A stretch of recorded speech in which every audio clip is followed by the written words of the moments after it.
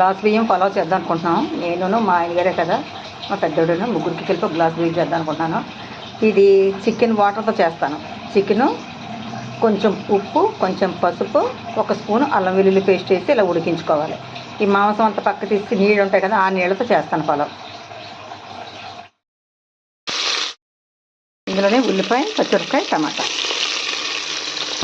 కొత్తిమీర, పుదీనా ఏమీ లేవు. ఎందుకంటే మాకు ఈ వర్షాలు ఎక్కడ ఆగట్లేదు. అందుకని ఒక్క కూర ఒకటి తెచ్చుకున్నాం, ఏం దొరకట్లేదు అక్కడ. ఒకసారి బుర్ర పైకి కట్టండి. మధ్యలో ఈ పాలు మాకు వంట చేసుకుంటుంటే పాలు.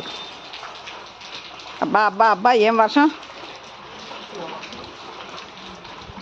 వర్షంలో కూడా ఆగట్లేదు మీరు.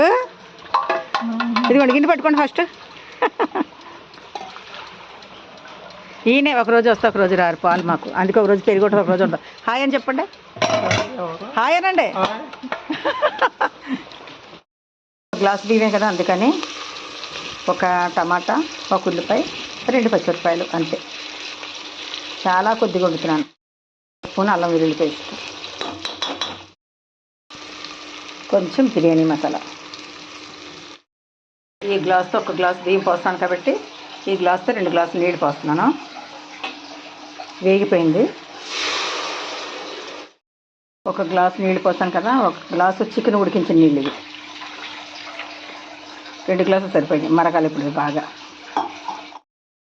ఇప్పుడు ఉప్పు, ఇంకా మరగాలి. కొద్దిగా నీళ్ళు అలా మరుగుతున్నాయి కదా, ఇప్పుడు రైస్ వేస్తాను.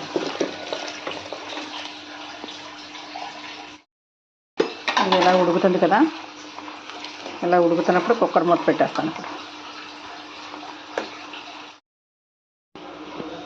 ఇలా రెడీ అయింది చికెన్ వాటర్తో పలావ్.